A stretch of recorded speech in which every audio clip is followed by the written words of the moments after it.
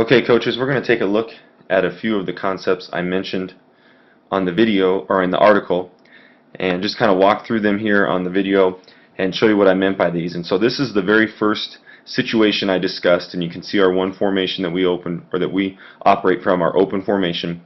And our future Division I All-American in track and field is on the top side here. They're giving us 3 down linemen with 3 linebackers. These linebackers are playing the edge and trying to play hook curl and flat respectively in the passing game. And you can't see on this video, but the free safety is on the hash, maybe at about 13 to 15 yards deep probably. Really concerned about our really good athlete that we have on the top side here. But we feel like if you're going to take away our best athlete, we can still take what you give us, because we've got a pretty good athlete right down here in the slot that's going to run straight down the hash and basically be one-on-one with little to no help from the free safety, because he's so over-aligned to handle our really good receiver on the top side here. So you'll see we just run our verticals concept here.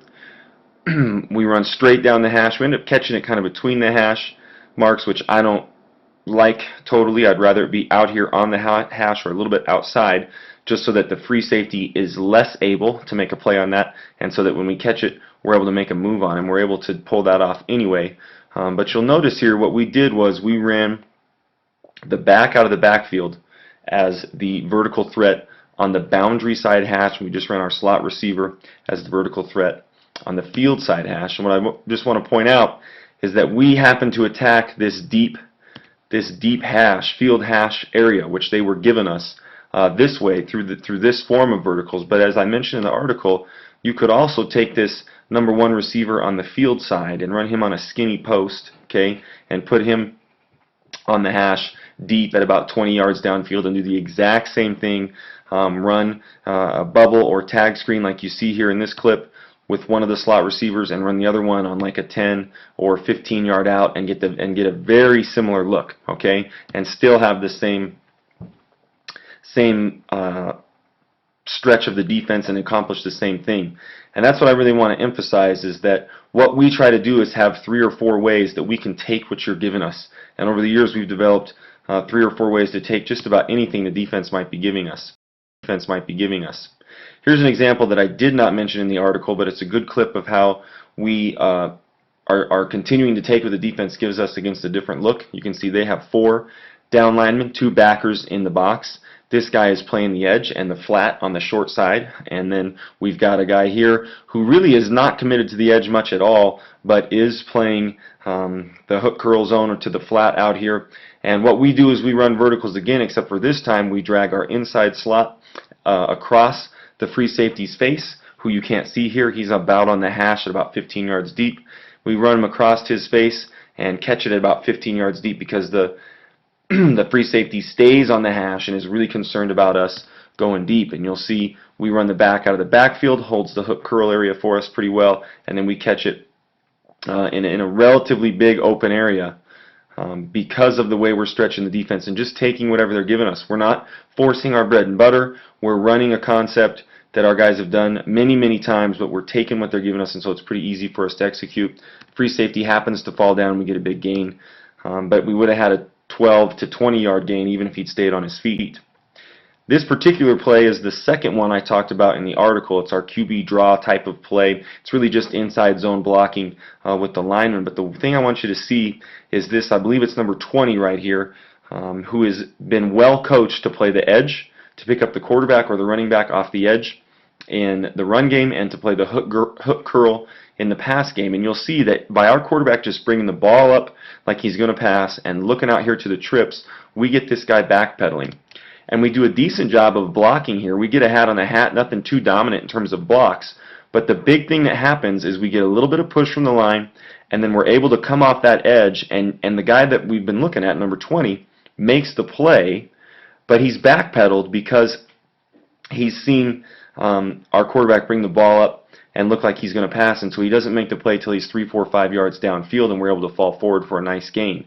The other thing I want you to know here that you can't see in the video is that this is, I believe, the 3rd game of the season for us, and we had completed a lot of bubble screens and done a lot of things on the trip side, because that's what the previous teams had been giving us.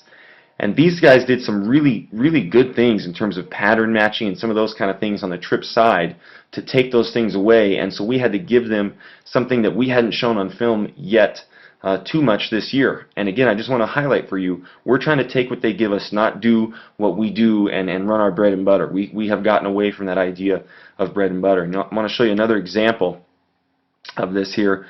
This time they give us a little bit different look. Looks like a one free look, and they blitz some people. And we don't do a tremendous job up front, but we're able to get a hat on a hat and create just enough of a crease that our quarterback can get through.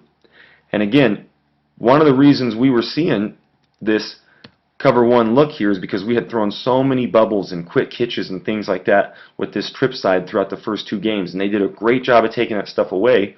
And so one of the things we were able to get instead was this inside quarterback draw type of play. And we're able to just find enough, like I said, just enough of a seam that we're open. And again, we were able to hit them pretty good with this play early in the game because they hadn't seen it yet. I want to show you a clip here from actually a little bit earlier in the season. This is one time we had shown it. But this number 64, if you see him, he is quick to drop into his hook curl. Because we show so much RPO type action with a lot of run block stuff from our linemen, as soon as he sees that QB pull the ball up, he's bailing out to the hook curl. We're able to make that one-on-one matchup with him and our quarterback happen down the field and in a wide open space and able to win that battle. And the reason this worked for us is because they had been giving us previously, and you can't see it real good here because the clip's cut off, but see, we had thrown a lot of bubbles and a lot of short stuff out here because that's what they were giving us. And we knew that we needed to just throw enough of a counterpunch in here to keep them honest. And so we ran this QB draw concept. They were bailing because they'd seen us pass so many times quick, and they were just trying to get to their zones quick, that we had a great run play for us.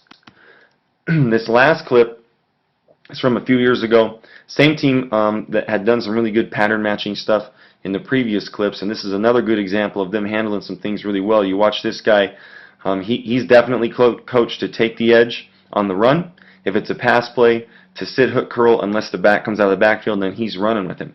So as our back comes out of the backfield here on this what we call dig concept, he runs with him, okay, and that opens up a window here. We're also able to run one of our slots vertical, taking the top off, keeping the safety out of the equation, and the other slot sits in the middle and holds this linebacker inside. And so we create a really big window here to hit the dig route as all those guys sort of open up the defense and make it expand, and we're wide open right in here in the dig.